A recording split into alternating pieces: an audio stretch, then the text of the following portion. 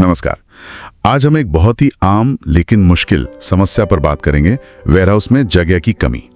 अक्सर पहली सोच यही जाती है कि भाई या तो बड़ा गोदाम लो या फिर एक और किराए पर। हाँ, ये सबसे सीधा ख्याल आता है। लेकिन क्या यही एक रास्ता है? हम कहते हैं कि मौजूदा गोदाम का बेहतर इस्तेमाल कैसे हो बिना ज्यादा खर्चा किए। तो पहली बात, अक्सर सुनने में आता है गोदाम भर गया। हाँ, इसका मतलब आमतौर पर होता है कि जो सामान रखने की तय लोकेशंस है वो खत्म हो गई। सही। पर क्या इसका मतलब ये भी है कि पूरी क्यूबिक कैपेसिटी, मतलब जो कुल जगह है फर्श से छत तक, वो भी इस्तेमाल हो गई? ज्यादातर मामलों में नहीं, ऐसा नहीं होता। मतलब लोकेशंस भले ही भर गई हो, पर रैक्स के ऊपर, शेल्फ के ऊपर देखेंगे तो काफी खाली जगह होती है, हवा भरी होती है, जिसे हम वर्टिकल स्पेस कहते हैं। हाँ, ये तो है। हो सकता है पैलेट आधा ही भरा हो, पर उसने पूरी एक लोकेशन ले रखी हो। हाँ, ये मैंने भी देखा है। लगता है पैर रखने की जगह नहीं, पर ऊपर देखो तो पूरी जगह खाली।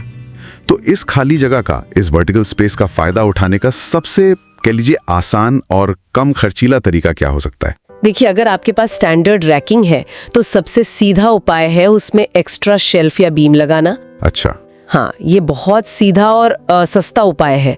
इससे होता क्या है कि रैक्स के बीच की जो खाली वर्टिकल जगह है वो इस्तेमाल हो जाती है।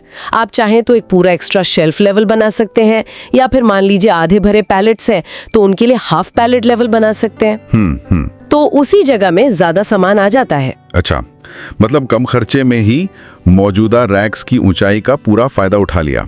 ये तो बढ़िया है। चलिए, ये तो ऊंचाई की बात हुई। अब जो सामान रखा है नीचे, उस पर आते हैं। क्या जगह बनाने का दूसरा तरीका इन्वेंट्री को देखना है? बिल्कुल सही। दूसरा बड़ा एरिया है इन्वेंट्री मैनेजमेंट, खुद माल को देखना। कैसे? पहला सवाल, क्या आपके पास जरूरत से ज्यादा माल है, या उससे भी जरूरी, क्या ऐसा माल है जो बिक ही नहीं रहा, मतलब पुराना हो गया है, ऑब्सोलीट? हाँ, वो एसलॉब जिसे कहते हैं। एग्जैक्टली, एसएलओब, स्लो मूविंग और ऑब्सोलीट इन्वेंट्री। ये सिर्फ जगह नहीं घेरता, ये आपका पैसा भी फंसाता है। तो इसको रखने न रखने पर सवाल उठाना बहुत जरूरी है। ठीक है। और फिर वो माल जो धीरे बिकता है, मतलब शायद महीनों में एक बार निकलता हो, हाँ, होता है ऐसा माल, उसे आप एक साथ एक पैलेट पर मिक्स कर सकते हैं, जिसे कोमिंगलिंग कहते हैं, और फिर उस पैलेट को रैकिंग में कहीं ऊपर रख दिया। कोमिंगलिंग मतलब एक ही पैलेट पर कई तरह के स्लो मूविंग आइटम। हाँ, इसे ऐसे समझिए जैसे घर में स्टोर रूम होता है ना, कम इस्तेमाल की चीजें एक डिब्बे में डाल दी। लेकिन इसमें फिर बाद में कोई एक आइटम ढूंढना मुश्किल नहीं होगा अगर किसी का ऑर्डर आ गया तो? देखिए, तेजी से बिकने वाला सामान के लिए ये तरीका बिल्कुल नहीं है। उसके लिए तो अलग डेडिकेटेड लोकेशन ही चाहिए। ओके। पर जो माल बहुत धीरे बिकता है, उसके लिए ये प्राइम लोकेशन खाली करने का एक बहुत अच्छा तरीका है।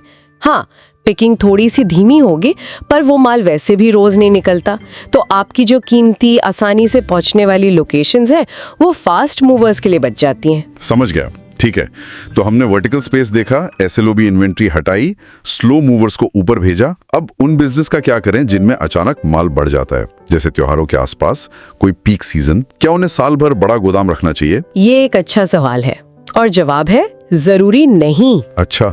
हाँ, अगर ये पीक सीजन मान लीजिए साल में बस 1 या 2 महीने का ही है, तो उसके लिए कोई टेम्पररी स्टोरेज का इंतजाम करना या किसी थर्ड पार्टी लॉजिस्टिक्स यानी 3PL की मदद लेना, ये अक्सर ज्यादा सस्ता पड़ता है, बजाय इसके कि आप एक बहुत बड़ा गोदाम लें जो साल के ज्यादातर महीने आधा खाली रहे। बिल्कुल। हाँ, ये ध्यान रखना होता है कि कंटेनर वगैरह किराए पर लेना महंगा पड़ सकता है अगर आपके खुद के नहीं है।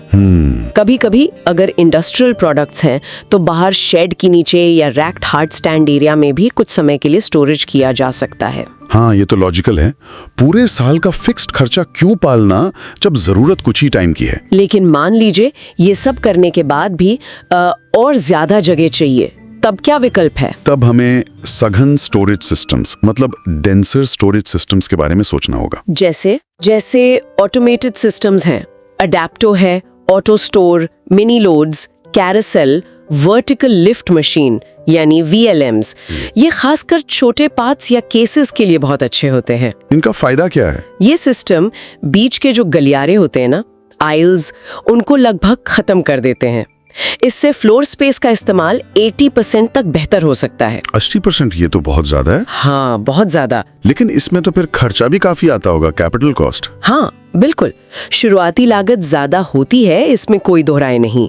पर ये गुड्स टू पर्सन सिस्टम होते हैं। गुड्स टू पर्सन मतलब सामान खुद पिकर तक चलकर आता है, पिकर को गलियारों में घूमना नहीं पड़ता।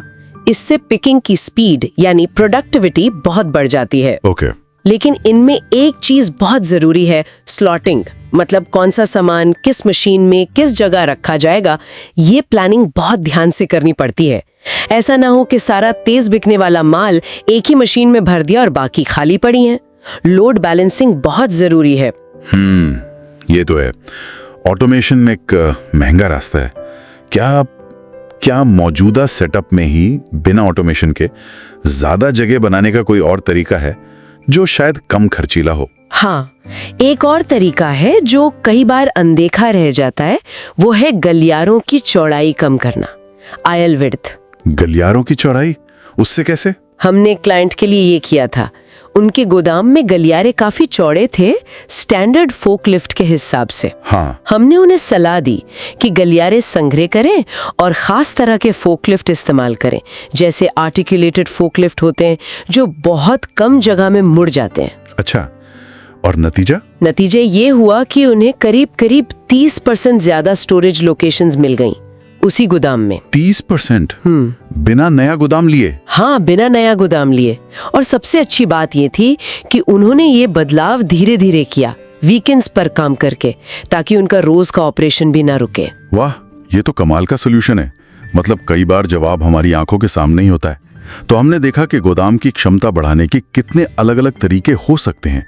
ये जरूरी नहीं कि जगह कम पड़ते ही सीधे नए गोदाम के बारे में सोचा जाए। बिल्कुल। वर्टिकल स्पेस का इस्तेमाल, इन्वेंट्री पर ध्यान देना, एस्लॉब हटाना, स्लो मूवर्स को सही जगह रखना, मौसमी जरूरत के लिए स्मार्ट प्लानिंग करना। हाँ, और जरूरत पड़ने पर ऑटोमेशन या फिर सिर्फ गलियारों की चौड़ाई एडजस्ट करना। ये सारे तरीके मौजूदा वेयरहाउस की लाइफ और उसकी उपयोगिता बढ़ा सकते हैं। बिल्कुल, और अक्सर बिना किसी बहुत बड़े फेरबदल या भारी भरकम खर्चे के। और जाते जाते सोचने के लिए एक बात छोड़ जाते हैं। जी, क्या होगा अगर हम डेटा एनालिटिक्स का इस्तेमाल करके पहले से ही अनुमान लगा सकें कि कब और कितनी क्षमता की जरूरत पड़ने वाली है? मतलब समस्या आने से पहले ही उसका अंदाजा हो।